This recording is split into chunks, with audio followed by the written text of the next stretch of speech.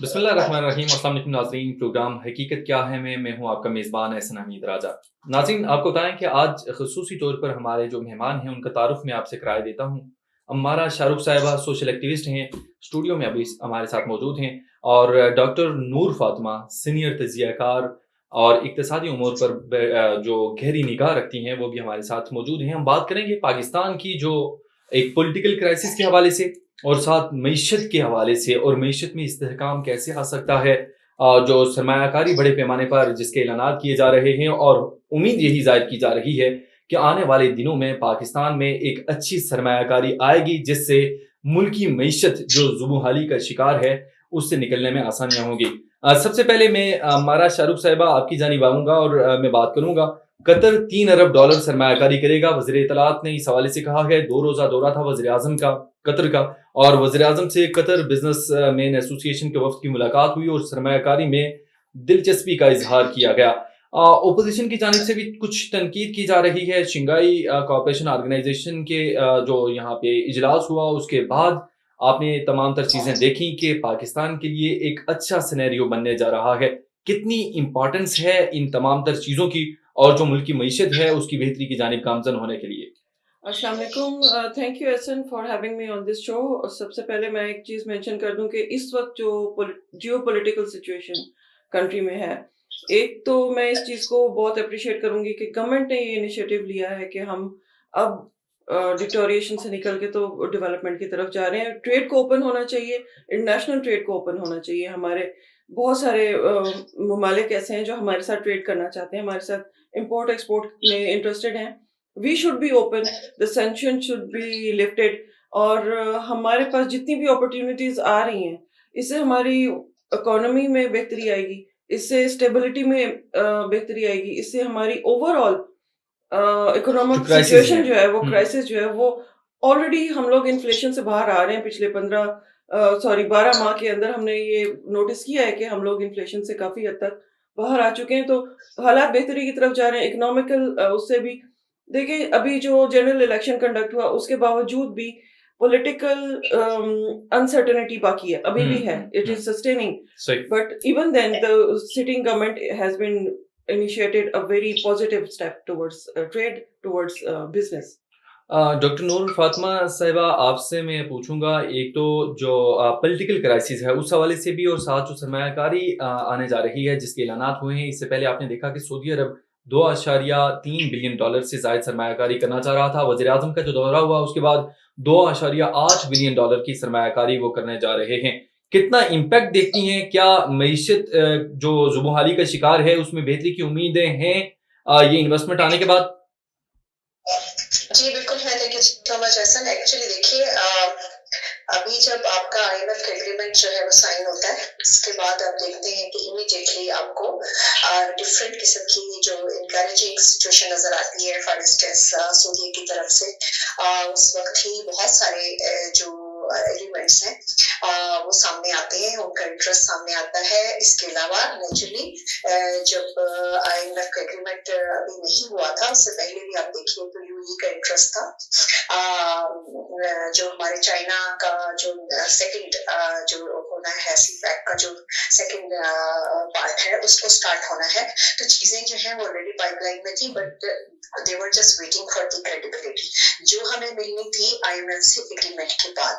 Agreement के बाद एक खास किस्म का जेस्चर, खास किस्म के जो सिग्नल क्या है इंटरनेशनली, वो क्या है कि Pakistan can absorb the investment. Pakistan में खुदा न खास्ता कोई इकोनॉमी का डिजास्टर या फेलियर होने नहीं जा रहा। पाकिस्तान की इकोनॉमी के अंदर एक सस्टेनेबिलिटी आ रही है और आएगी, और उसके साथ साथ उसकी एक क्रेडिबिलिटी की जो एक आप समझते हैं कि मिनिमम जो गारंटी होती है वो जाहिर है कि खासतौर पे आईएमएफ होता है। तो उसके साथ चीजें जो है वो इम्प्रूव होना शुरू हुई है। अब पाकिस्तान में इस वक्त जो क्राइसिस की सिचुएशन रही है, अब कुछ स्टेबिलिटी की तरफ हम जा रहे हैं। ऐसे ही होता है, कुछ अर्सा शुरू का जो होता है आईएमएफ के साइन होने के बाद स्टेबिलिटी टाइम होता है।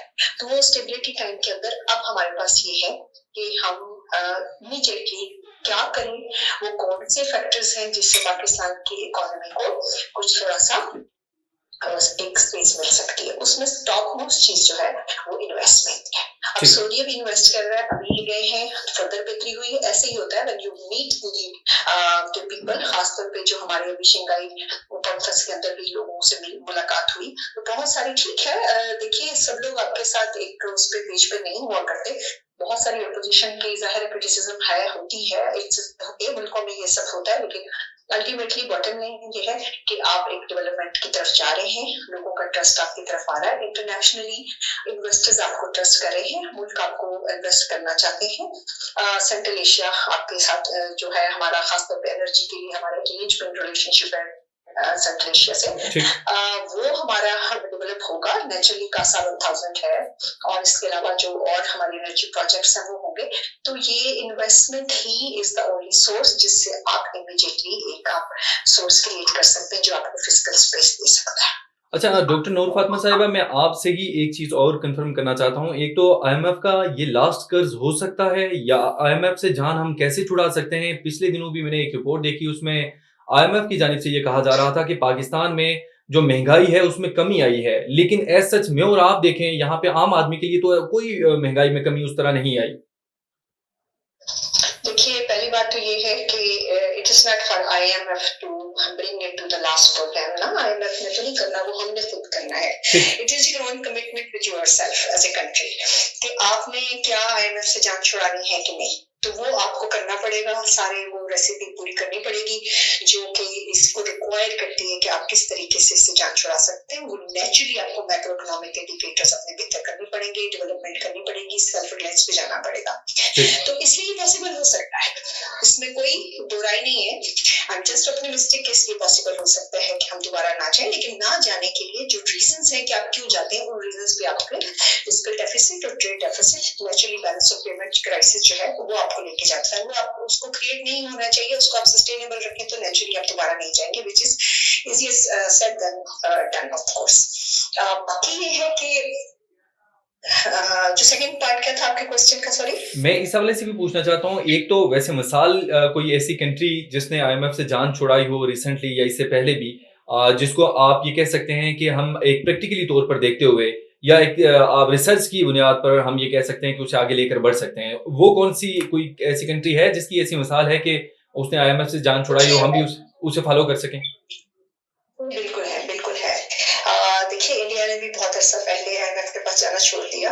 उन्होंने जब अपने रिफॉर्म्स किए हैं, अपने लैंड रिफॉर्म्स और वो सारी जो जिसकी वजह से बेसिकली आपकी हैव और हैव नॉट का गैप बढ़ता है, उसको उन्होंने उस रिफॉर्म्स के थ्रू, आइडियल सिचुएशन तो नहीं है अभी भी, नेचुरली वहाँ की जो पॉवर्टी स्टेज है वो पाकिस्तान से बहुत ज्यादा है, लेकिन बहरहाल उन्होंने इन चीजों से अपनी जान छुड़ाई है।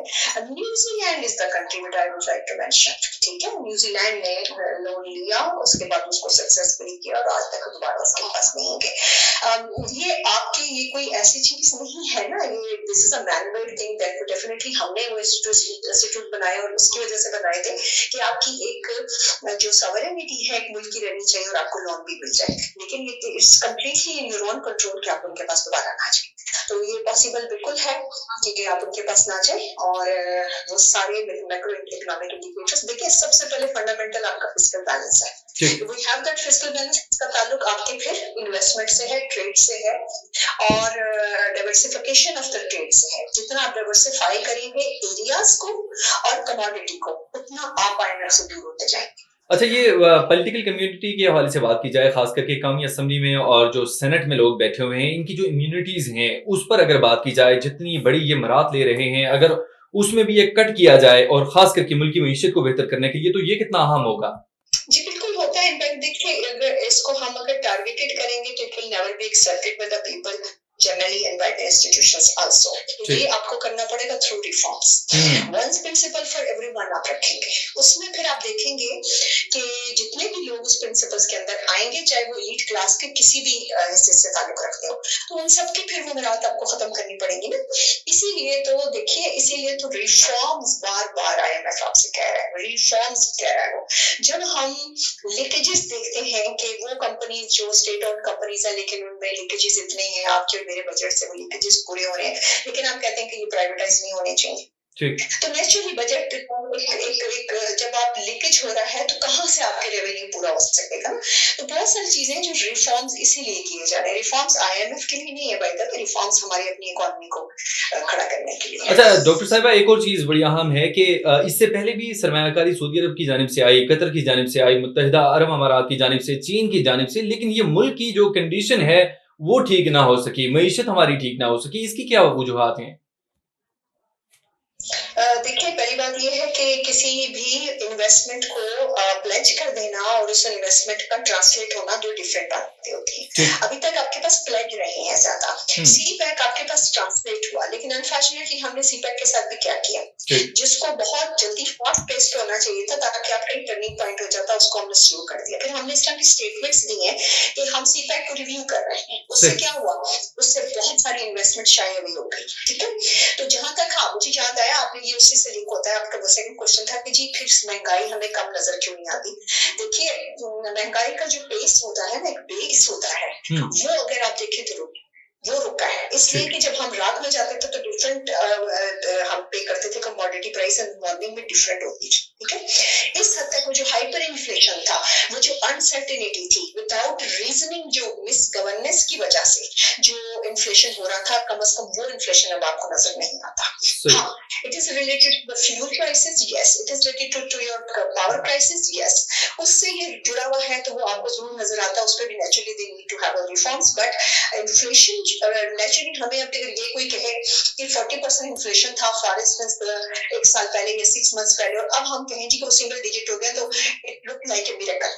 पता नहीं कैसा हुआ है, लेकिन जो है वो उसमें उसकी तेजी में कमी आई है। ठीक है, इन्फ्लेशन है। ठीक, मैडम आपका पॉइंट आ गया। अम्मारा शाहरुख साहिबा, मैं आपकी जानिब आऊँगा और आपसे पूछूंगा मुल्क की मईशत में जो ISFC है, इसका किरदार कितना अहम है। और ओपोजिशन के हवाले से मैं अगर आपको बताऊं तो वो जो उनके इंडिकेटर्स हैं उनके मुताबिक वो ये कह रहे हैं कि अगर पाकिस्तान में ये सरमायाकारी आ जाए तो अमेरिका से स्ट्रॉन्ग हमारी मईशत हो सकती है। ये अबहम क्यों पाया जा रहा है? क्योंकि आपने देखा कि ओपोजिशन भी ज़ाहिर है इससे पहले हुकूमत में थी।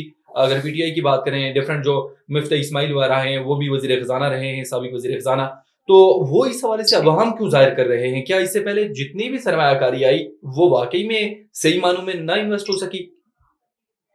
जी एसन, मैं इसका जवाब एज अ पॉलिटिशियन ही दूंगी। As you know that I contested this general election from NA46।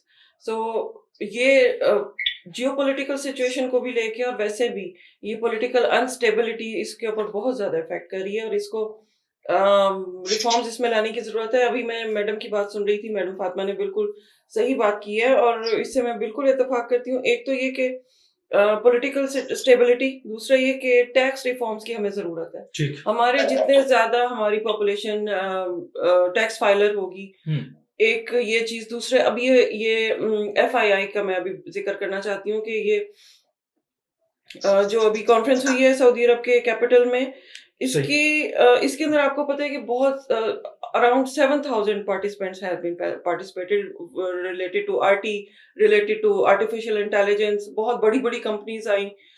अब हमारे पास सरमायाकारी के लिए गेट्स ओपन हुए। हमारे प्राइम मिनिस्टर का वहां पे जाना एक बहुत खुशाइन बात थी। हमारे कंट्री को रिप्रेजेंट किया गया, हमारे एजुकेशन सेक्टर में, हमारे हेल्थ सेक्टर में, हमारे इवन एग्रीकल्चर सेक्टर में, हमें हर सेक्टर में, even in military we need these equipments, we need to हमें इनको जदीद करने की ज़रूरत है। हमें इन सारी IT इक्विपमेंट्स की ज़रूरत है। इन सब की इंपोर्ट और एक्सपोर्ट हमारे चैनल्स को खुला होना चाहिए, हमें उनके लिए ओपन होना चाहिए। कुछ टैक्स रिफॉर्म्स, कुछ ट्रेड रिफॉर्म्स, हमें बहुत सारे सैंक्शंस हमें लिफ्ट करने चाहिए क्योंकि साउथ ईस्ट एशियन कंट्रीज हमारे साथ ट्रेड में इंटरेस्टेड हैं। सही। हमारे बिजनेसमैन को स्ट्रांग होने की जरूरत है। हमारी गवर्नमेंट को चाहिए कि हमारी बिजनेस कम्युनिटी को स्ट्रांग करे। हमें एंटरप्रेन्योर्स को आगे लाने की जरूरत है। हमारे जितने भी यूथ है उसको एंटरप्रेन्योरशिप की तरफ लाया जाए, ना कि या फिर एम्प्लॉयमेंट जनरेट की जाए। तो इस तरह से हमारे कंट्री की इकोनॉमिक स्टेबिलिटी पॉसिबल है। डॉक्टर नूर फातिमा साहिबा, मैं आपसे पूछूंगा, एक तो एजुकेशन के हवाले से कितनी जो इस्लाहात हैं वो नागुज़ीर हैं, क्योंकि इस सेक्टर में भी बहुत सारी चीज़ें ऐसी हैं कि एक अबहम सा है बहुत सारी चीज़ें ऐसी हैं कि जिनको आप ये कह सकते हैं कि टेक्नोलॉजी के एतबार से हमें आगे बढ़ाना चाहिए, दुनिया के साथ हमें मुकाबला करना है, तो तब रिसर्च के एतबार से भी अगर देखा जाए तो यूनिवर्सिटीज़ पाकिस्तान की एज सच वो वाली रिसर्च नहीं करवा रही कि जो यूनिवर्सिटीज़ से स्टूडेंट्स फारिग होते हैं तो उन्हें किसी जगह अच्छी जॉब मिल सके, ठीक है। और ना ही हम कोई ऐसी चीज़ें प्रोड्यूस कर रहे हैं कि जो पाकिस्तान के लिए भी बेहतरी का बाइस बने। अक्सर यूनिवर्सिटीज़ कोई टॉप की 2-3 यूनिवर्सिटीज़ को छोड़कर बाकी तो मेरे ख्याल में ऐसा नहीं है। इसके लिए कितना काम किया जा सकता है आपके ख्याल में? देखिए, मैं समझती हूँ एक तो एजुकेशन सेक्टर जो है it should have been the most top priority sector for the government whosoever is incumbent government, right? और मेरी साथी she belongs to पार्लियामेंट, तो मेरी रिक्वेस्ट इनसे ये भी होगी कि एजुकेशन सेक्टर में जो है वो स्पेशल फोकस जो होना चाहिए। कहने को ये होता है, और प्रीवियस गवर्नमेंट भी ये कहती रही कि जी हम इमरजेंसी करेंगे और ऐसा होगा, तो रिजल्ट ये हुआ कि यूनिवर्सिटीज में तो सैलरी पैसे जो है वो टीचर्स को देने के लिए भी नहीं है। फैकल्टी मेंबर्स को और उस्ताद को अगर आप इस चक्कर में डाल देंगे कि उसको अपनी तनख्वाहों के केस लड़ने पड़े, तो आई एम सो सॉरी, वो नॉलेज क्या ट्रांसफर होगा टू द स्टूडेंट्स उसका अंदाजा आप खुद कर सकते हैं, ठीक है। तो उन चीजों से वैसे ही आजाद रखना चाहिए, उनका टैक्स कम करना चाहिए। हमें याद है कि when I was doing my post doctorate in US, तो हमारे पास एज द फैकल्टी मेंबर एक कार्ड होता था। जब हम किसी भी शॉप पे जाते थे, किसी भी, जरूरी नहीं कि वो कोई यूनिवर्सिटी से रिलेटेड हो, बाहर किसी पे, तो हम कार्ड देते थे और इतना प्राइडली वो हमें उसमें रिपेट देते थे कि ये प्रोफेसर है। तो ये चीजें अगर आप नहीं करेंगे तो फिर आप यूनिवर्सिटी को, और इस तरह से रिसर्च की बात आपने की, देखिए रिसर्च होने के लिए मैं मानती हूँ कि आपको रिसर्च एंड इनोवेशन की बहुत सख्त जरूरत है। जितनी भी companies Pakistan government should make sure एक चीज उसमें होनी चाहिए, उसमें एक कंपोनेंट होता है रिसर्च एंड डेवलपमेंट का, उसमें हमारे बच्चे फॉर फ्री, उनको ट्रेनिंग होनी चाहिए ताकि वो कंपनी जब बैकअप करे तुम्हारे बच्चों के पास वो स्किल मौजूद हो। एक तो ये चीज बहुत यकीनी बनाई है गवर्नमेंट के लेवल के ऊपर कि कोई भी company without giving a skill education and transferring rather to the students, वो ट्रांसफर किए बगैर स्किल अपने आप को क्लोज ना करें, तो ये एक ट्रांसफॉर्मेशन ऑटोमेटिकली लेके आएगी। यूनिवर्सिटीज की बात आपने की है, खासतौर पे स्टूडेंट्स की, तो उसमें एक चीज बहुत इंपॉर्टेंट है कि देखिए रिसर्च के लिए आपको प्राइमरी डेटा चाहिए होता है जो रिच नीड्स रिसोर्स, रिसोर्स का सबसे ज्यादा आपने कुछ ना करें, आप इसमें बाकी चीजें जैसे चल रही, आप सिर्फ और सिर्फ हायर एजुकेशन पे, वैसे मैं समझती हूँ, हालांकि मैं एजुकेशन से, हायर एजुकेशन से ताल्लुक है, हायर एजुकेशन से मैं समझती हूँ अभी भी फोकस है, जिस पे ज्यादा फोकस करने की जरूरत है वो आपका प्राइमरी एजुकेशन है। सही, सेकंड एजुकेशन, हमारे पास बच्चे जब आते हैं they are already in their 20s and they are ready, लेकिन वो कहाँ रेडी हो रहे हैं उस जगह को भी देखें कि वहां पर क्या हो रहा है। हायर एजुकेशन की बात हम सुनते बहुत है, होनी भी चाहिए, मैं खुद उससे रिलेटेड हूँ, बिल्कुल मैं फॉर द रिसर्च, लेकिन जो प्राइमरी से बच्चों को आगे आप लेके आ रहे हैं, ड्रॉप आउट्स की हो रहे हैं, उसकी तरफ जरा तवज्जो होनी चाहिए। इसकी एक इमरजेंसी की बात हमेशा से की जाती है, can we do that emergency, बहुत इंपॉर्टेंट है। अदरवाइज ये जो आप बात कर रहे हैं कि रिसर्च उस तरह से रेलिवेंट नहीं रह गई है, आई वुड से कि इंटरनेशनली अब चूंकि कोई भी अब ग्लोबल सिटीजन है सब, रिसर्च का रेलिवेंट रहना, हमारे बच्चों का इंटरनेशनल उसमें जाना है ही तब जब वो एक रेलिवेंट रिसर्च तब कर सकते हैं जब वो एम्पिरिकल बेस के ऊपर रिसर्च करते हैं, और एम्पिरिकल बेस के लिए यू नीड ओरिजिनल डाटा, और उसके लिए यू नीड रिसोर्सेज। और जब जी, और जब Ehsan I would like to add on, madam ने बिल्कुल सही बात की है। अगर इसको जितने भी लोग इस शो को देख रहे हो, ये इंटरनेशनली इसको व्यू किया जाए, और मैडम की बात को समझ गए अगर लोग, देख लिया उन्होंने, और इस पे रिफॉर्म्स और ये मॉडिफिकेशन हमारी एजुकेशन सेक्टर में बहुत जरूरी है, और खास करके बहुत जरूरी है। टेक्निकल एजुकेशन, मैडम ने बहुत अच्छा पॉइंट इंडिकेट किया है, मैं इस चीज को एनहांस करना चाहती हूँ। इस पे काम करने की जरूरत है, हमारी गवर्नमेंट को इस पे इनिशिएटिव लेना चाहिए, और स्किल्स की बुनियाद पर जब तक skill development, technical education, this is must. ये तमाम तर चीजें नहीं होंगी तो बहुत मुश्किलात होंगी। नाज़रीन, आगे भी हम बात करेंगे आम आदमी को रिलीफ कैसे दिया जा सकता है, क्या इसके लिए भी कोई आवाज़ बुलंद की जा सकती है, लेकिन उससे पहले प्रोग्राम में एक ब्रेक शामिल करेंगे। ब्रेक के बाद दोबारा हाजिर होते हैं तो इस टॉपिक पर हम बात करेंगे, हमारे साथ रहिए।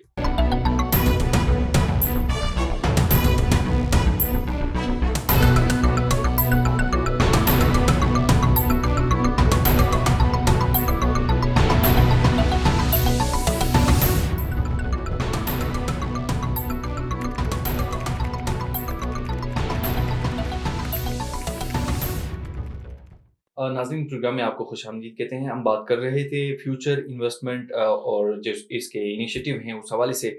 मैडम अम्मारा शाहरुख साहिबा हमारे साथ मौजूद हैं, इस हवाले से काम भी कर रही हैं। मैडम, मैं स्पेशली तौर पर पूछूंगा, एक तो ये बताइएगा कितना अहम है फ्यूचर के हवाले से जो इन्वेस्टमेंट की जा रही है, इस हवाले से जो इनिशिएटिव लिए जा रहे हैं, इसमें इंपोर्ट और एक्सपोर्ट के हवाले से जो कामकाज हो रहा है, अभी जो कॉन्फ्रेंस हुई, कितनी अहमियत की हामिल है खास करके पाकिस्तान के लिए?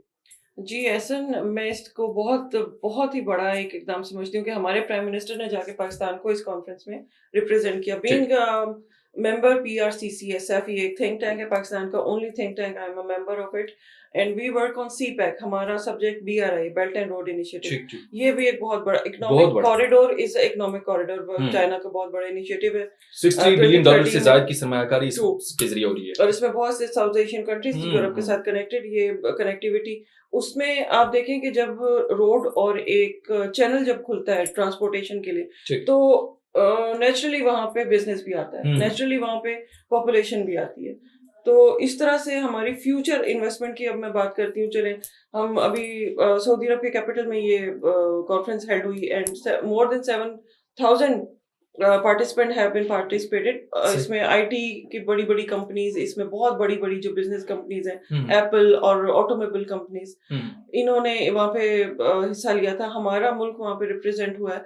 हमें अपने कंट्री में इन सारी आईटी की इक्विपमेंट्स की जरूरत है। अभी मैंने इसका जिक्र किया पहले, तो ये हमारी मॉडिफिकेशन हर शोबे में, हर शोबे में हमें मॉडिफिकेशन की जरूरत है, बहुत जरूरत है, ताकि वो थोड़ा और एडवांस हो जाए और हमारी जिंदगी और आसान हो जाए। Future investment initiative is about empowering normal person, ठीक। ऑर्डिनरी पर्सन को आप एम्पावर कर रहे हैं। तो हमारे कंट्री स्मॉल में इस बिजनेसेस चीज के तहत हमें ना रिसोर्सेज की कमी है, ना हमारे पास टैलेंट की कमी है। हमारी यूथ बहुत ज्यादा इंटेलिजेंट है। हमारे पास कितने सारी ऐसी इन्वेंशंस हुई हैं जो हमें इंटरनेशनलाइज करने की जरूरत है। हमारी यूथ ने बहुत सी चीजें हमारी यूनिवर्सिटी में, हमें उन चीजों को एनहांस करने की, एनलाइटन करने की जरूरत है। उसको लाइमलाइट में लाया जाए, उनको इंटरनेशनलाइज किया जाए। वर्ल्ड शुड सी कि व्हाट पाकिस्तानी टैलेंट कैरीज। और इन रिफॉर्म्स और मॉडिफिकेशंस को अगर हम अपने उस पर इम्प्लीमेंट कर लेते हैं डिफरेंट शोबों में, health sector, education, agriculture, security.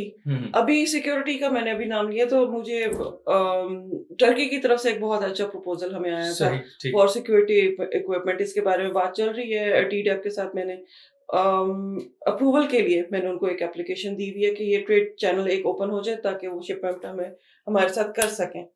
Means बहुत बड़ा पोटेंशियल मौजूद है इन तमाम तर चीज़ों में जो कर सकते हैं। और एज अ डेवलपिंग कंट्री हमें डेवलप्ड कंट्रीज की तर्ज अमल पर और कोई ऐसी जो कंट्री जो डेवलप्ड हो उसको एज अ रोल मॉडल चुनना होगा। ये बहुत अहम है। हमारा शाहरुख साहिबा, आप हमारे प्रोग्राम में आई और स्टूडियो में ज्वाइन किया, बहुत बहुत शुक्रिया। डॉक्टर नूर फातिमा, सीनियर तजियाकार, आपने हमें कॉल के जरिए ज्वाइन किया, आपका भी बहुत बहुत शुक्रिया। नाजरीन, प्रोग्राम के हवाले से अपना फीडबैक लाजमी दीजिएगा। आज के प्रोग्राम से इतना ही, अगले प्रोग्राम के लिए दीजिए इजाज़त। अल्लाह निगहबान।